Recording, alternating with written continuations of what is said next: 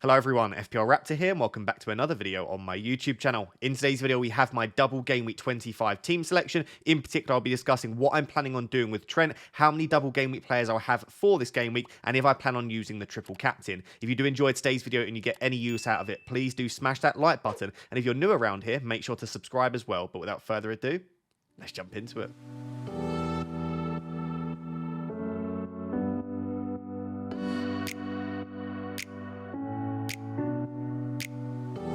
So guys, jumping straight into my team for Game Week 25, we are coming off the back of a 6th green arrow in a row, which is really good. Now inside the top 100k for the first time this season, and hopefully we follow that up with a 7th green arrow in a row. But for Game Week 25, I do have a few things that I need to start thinking about, and I also need to have a keen eye, obviously, on blank Game Week 26, because my team isn't looking the best setup for that blank game week, despite it looking pretty decent for this week. I'm currently sat there with only 0.1 million in the bank, and only one free transfer as well. So I am not particularly flexible with my moves unless I sell obviously an expensive asset, which I may well end up doing. My team is actually projected for the first time this season to get over 100 points according to Fantasy Football Hub, so 100.9 points, and it is currently rated at 89%.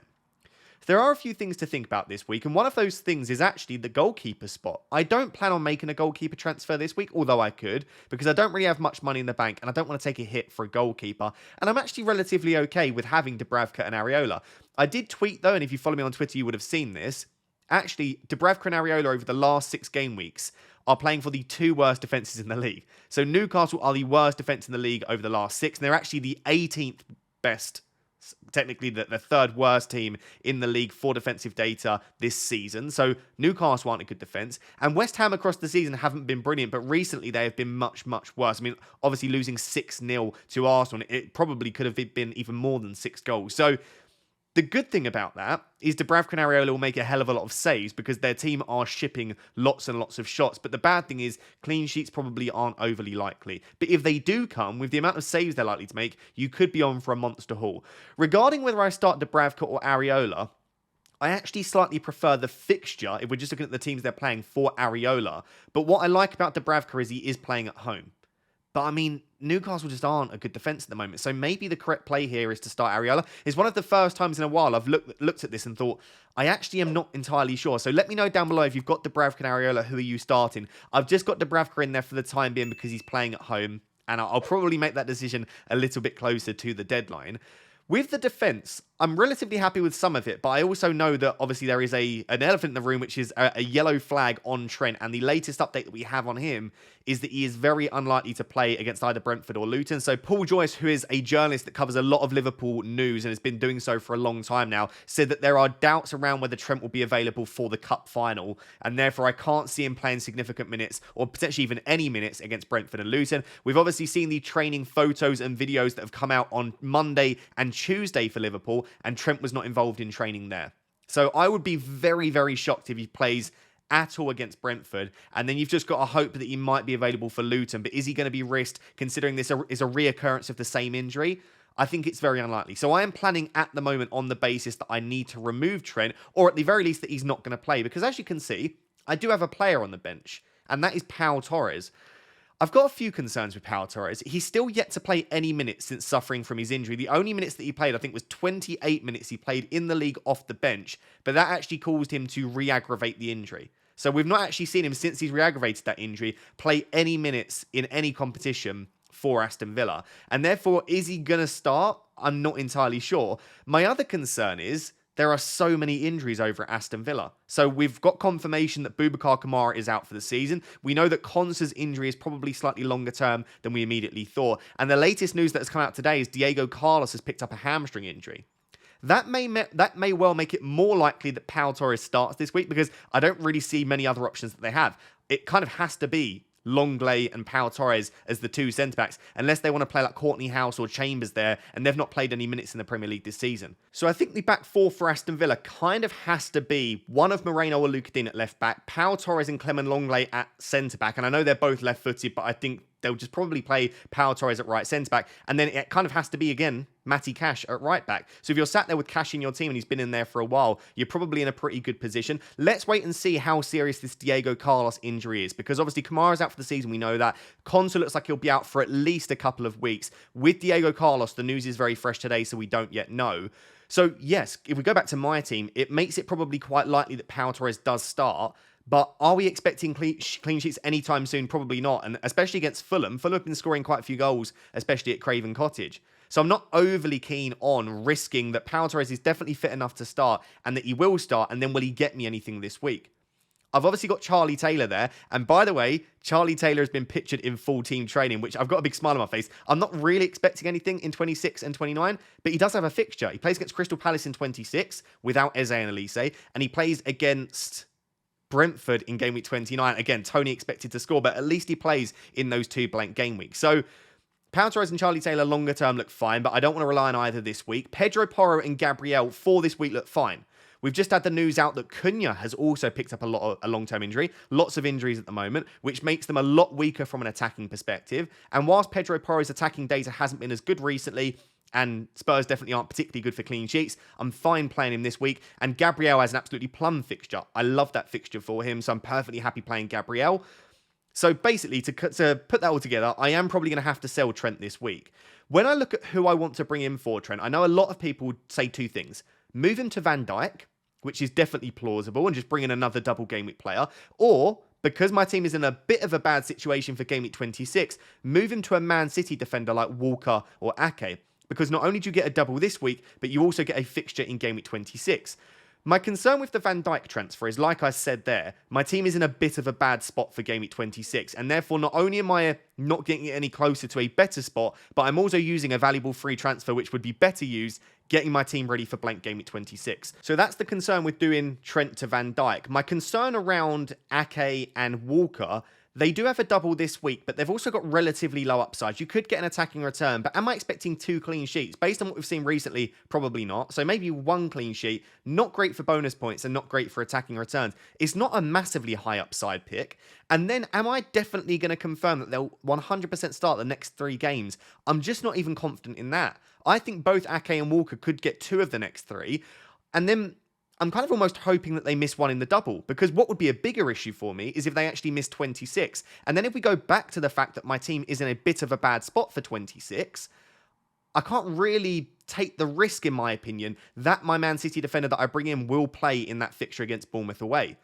So the 2 obvious replacements that might be obvious on paper to you for Trent being Van Dijk or a Liverpool defender of some kind, or a Man City defender, I'm not particularly keen on either. So we'll actually discuss, once we've looked at my team in its entirety, which defenders I'm looking at bringing in. But it's probably going to be Trent to a single game week player that also has a fixture in game week 26 and hopefully a good fixture in 26. And again, I'll discuss the players that I'm looking at in a second. So that's the defence. Trent very likely to be my 1 free transfer, but let's take a look at the midfield and attack and see if there is the possibility of me taking a hit this week. So moving on to the midfield, I'm going to try and keep this relatively short because I am very happy with the midfield. I'm going to start with Bukayo Saka, a player that I think if you don't own him, he is still worth buying. And that isn't reactionary just based on what we saw last game week. His data's been good for a long time now. He's actually, along with Darwin, the only player that features in the top 5 for both expected goals and expected assists over the last 6 game weeks. And that's non-penalty expected goals, by the way. So he's got the goal threat, he's got the creativity, and his fixtures up until game week 29, where yes, he could blank, they're actually exceptionally good. He plays Burnley, Newcastle, who are the worst defence in the league at the moment, Sheffield United, Brentford. They are a good set of fixtures, so I don't think it's too late to buy him. And I would even argue, if you don't own Saka, I may even prioritise Saka over the likes of Foden and Jota. Because with Jota, Saka's actually got the same number of fixtures, considering he also plays in blank game week 26. With Foden, yes, he has 1 extra fixture, but maybe he misses a fixture at some point. And therefore, I would say that Saka's probably got a relatively similar amount of fixtures to the doublers that you might bring in. And the fixture this week, if you told me that Saka outscores Jota, I would be slightly surprised, but I wouldn't be massively surprised. So Saka, a player that I'm very happy to have, and I will own him until the very last minute when I have to potentially sell him in game week 29, but then I'll bring him probably straight back in on my wildcard. So Saka is a season keeper, and we've seen recently what he can do.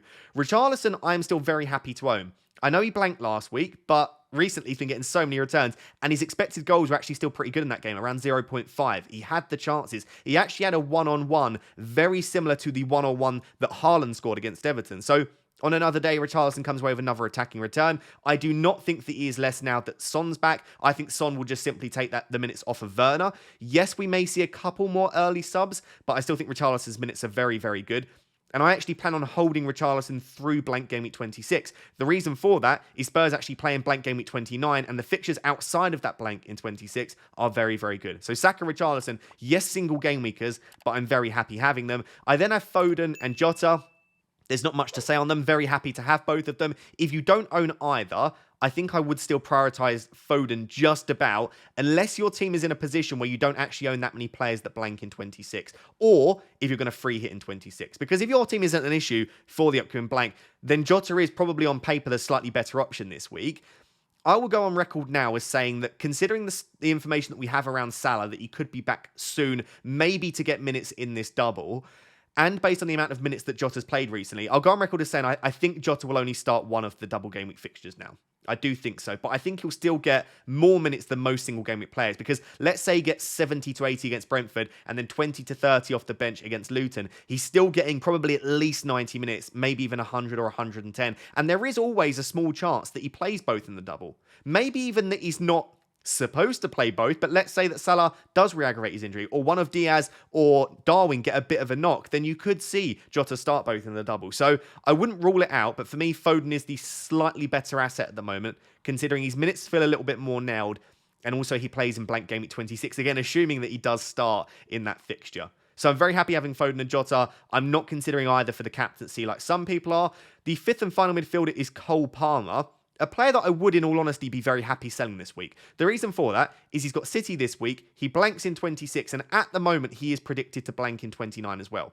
So I wouldn't have much of an issue selling Palmer. The reason that I'm not currently planning on it, he's very cheap, and I don't have a lot of money in the bank to go to anyone else.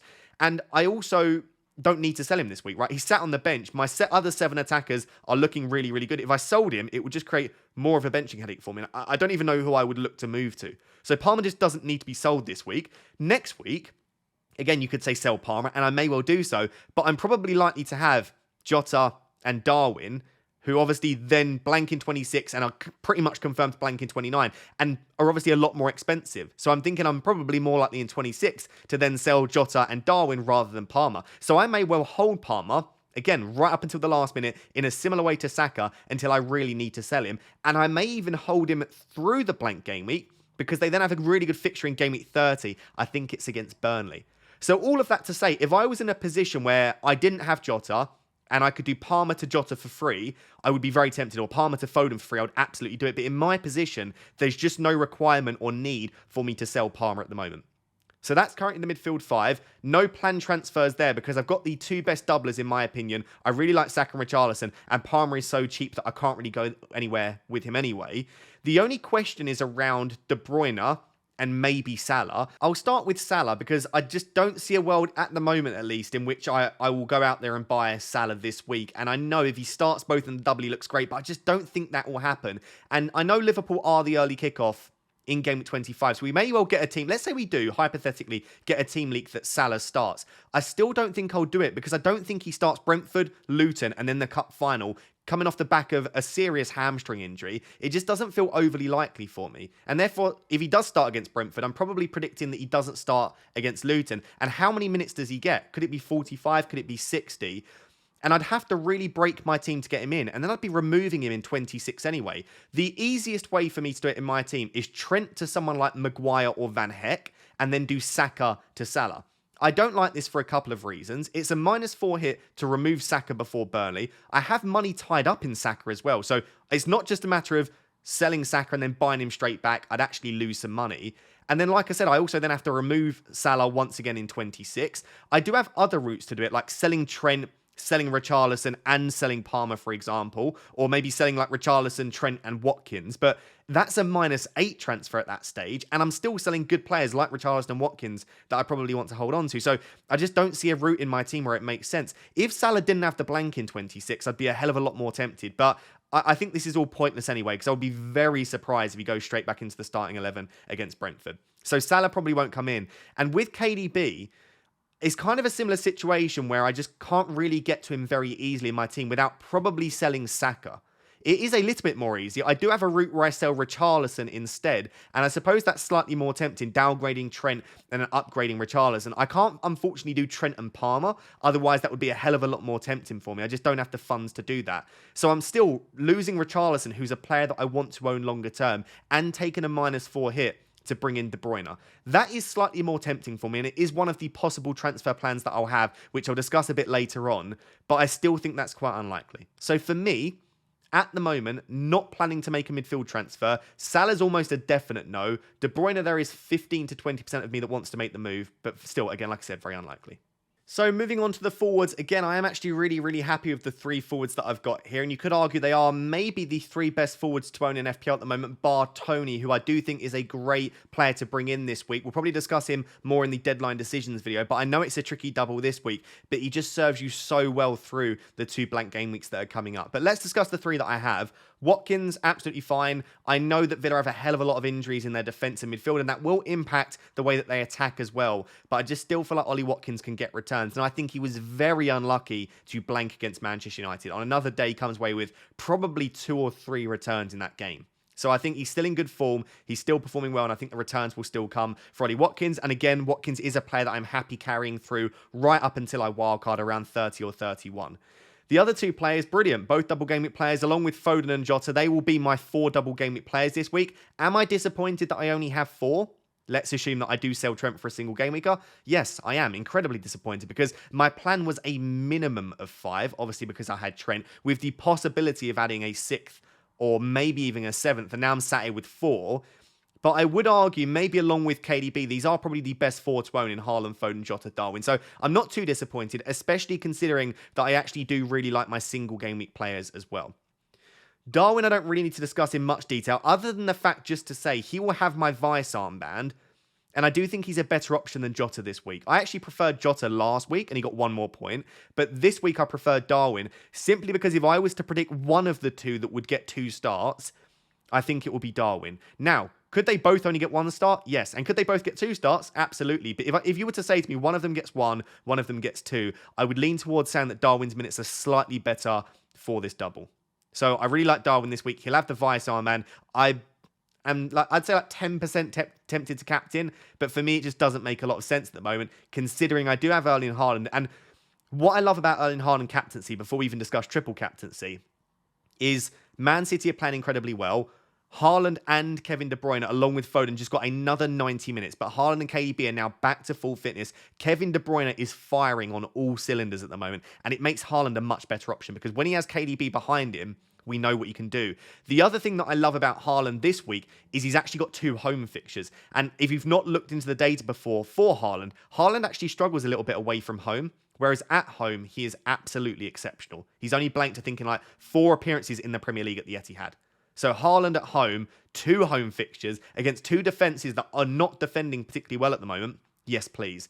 And obviously all of those reasons are part of the reasoning for why I am going to use the triple captaincy chip this week. But it's also just, I think this is the best opportunity given that I prefer Haaland to Solanke. So while Solanke's double is better in 28, I just prefer Haaland as an asset. And then the only other double game week that I can imagine a really good triple captain may arise is game week 37. But as we spoke about in the game week preview video, I'm probably looking to free hit or bench boost in 37. And my other issue with 37 is often teams have nothing left to play for. Last season, if you remember, Haaland only played 1 of the double game week fixtures in 37, and then he didn't feature in 38. So it may well be, if the league's wrapped up at that point, for whoever it is, Haaland may get limited minutes.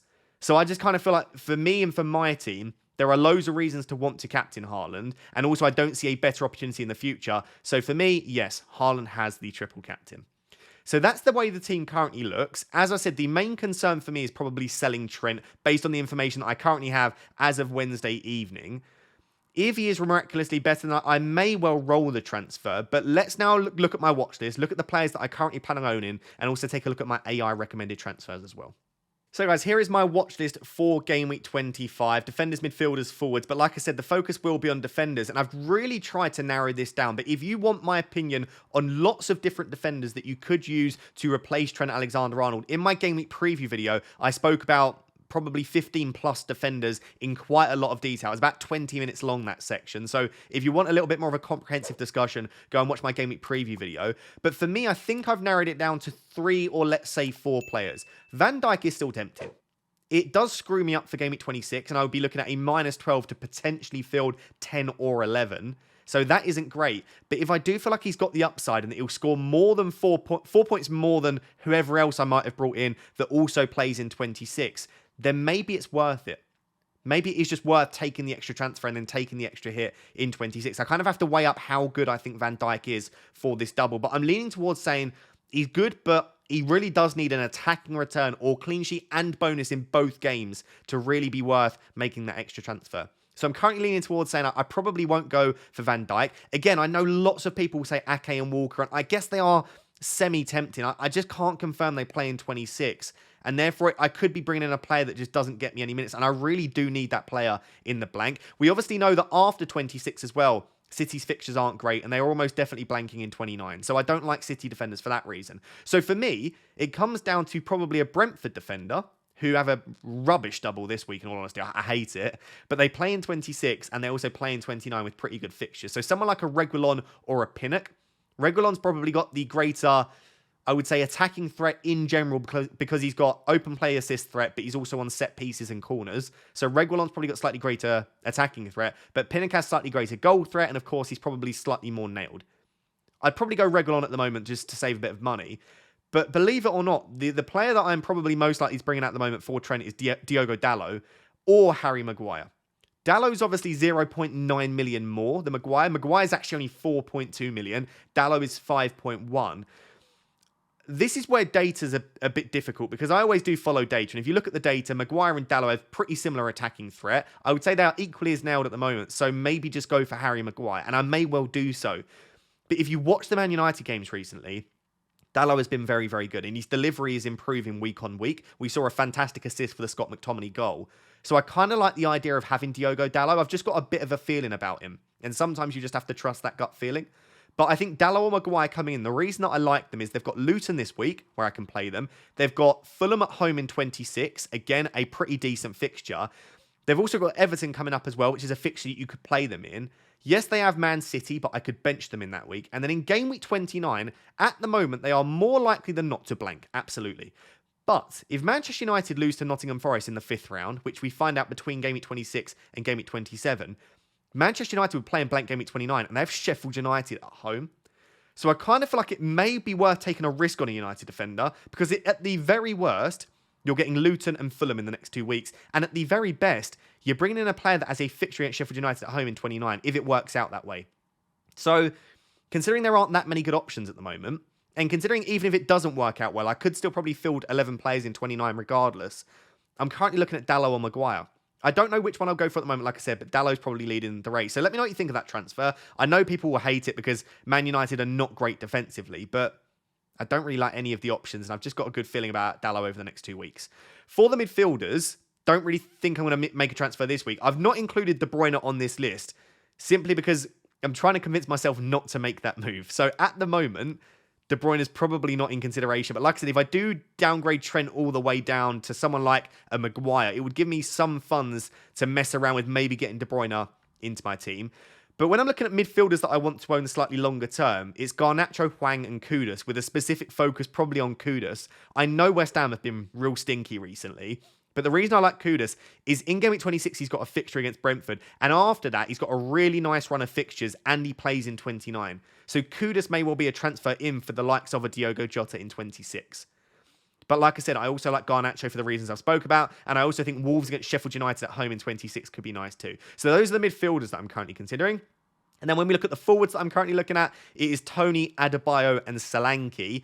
Tony obviously doubles this week. He plays in 29. But Adebayo and Solanke have that really nice double in 28. And Solanke in particular will be my captain in double game week 28. So I suppose the player and the forward that I have my eye on the most and will probably be my next forward transfer is probably Solanke ahead of that. He's got Burnley in 27 and then Sheffield United and Luton in 28. I mean, it can't really get better than those three fixtures there. So that's my current watch list. Like I said, the plan at the moment is a Liverpool defender to a Manchester United defender. So let's now jump over to Fantasy Football Hub, take a look at my AI recommended transfers, and then also take a look at how that will shape my team for the coming game weeks. So guys, as I said, I thought we'd just end the video looking at my future transfer plans over on Fantasy Football Hub. And before we do that, here is my AI recommended transfer according to their algorithm. They actually recommend, it's just off your screen at the moment, but they recommend that I bank my free transfer for Game Week 25. And if I don't do that, they do recommend Trent to Van Dijk. And it is possible because I can still field 11 players in 26 if I do this, but it's going to be a minimum -8 required. And again, I don't even need to field 11. I could field 10 for potentially a -4, but that's assuming no future issues. We didn't foresee the Trent issue. What happens if I pick up 1 or 2 injuries in 25? I just feel like putting myself in an even weaker position for 26 maybe doesn't make that much sense, but Van Dijk could go massive, and so I will acknowledge that.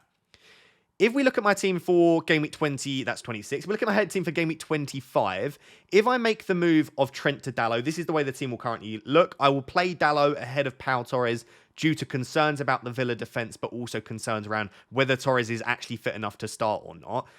So that would mean going into Game Week 26, I would have 3.5 million in the bank and 1 free transfer. And this is the way the team currently looks.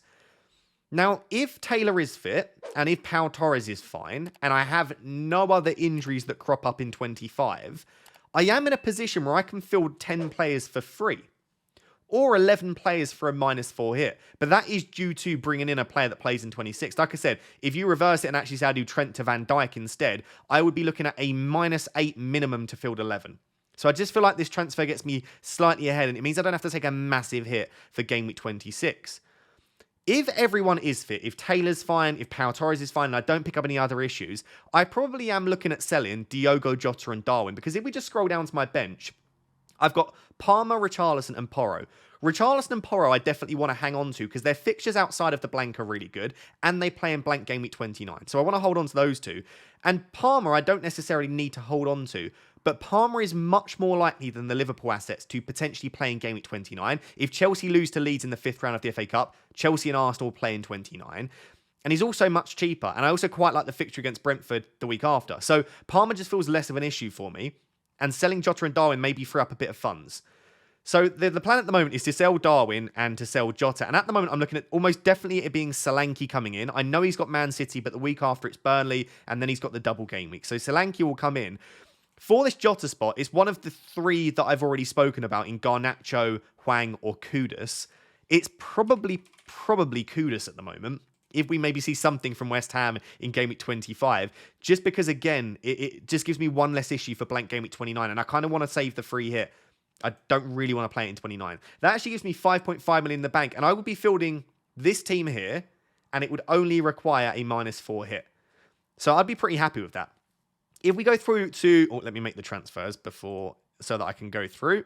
If we then go through to Game Week 27, I've got a couple of potential thoughts at the moment here, but the most likely is Foden to Son. We've spoken about this for a while. Sonny's fixtures look really good. By this point, he would have got his minutes up and he'll be playing hopefully close to 90 minutes. And I like the idea of having triple Spurs going into this period. If Son isn't available, if he gets injured or something else happens, I can either roll the transfer or go for Maddison instead. I do think Maddison is the forgotten man at the moment, but he could be really, really good.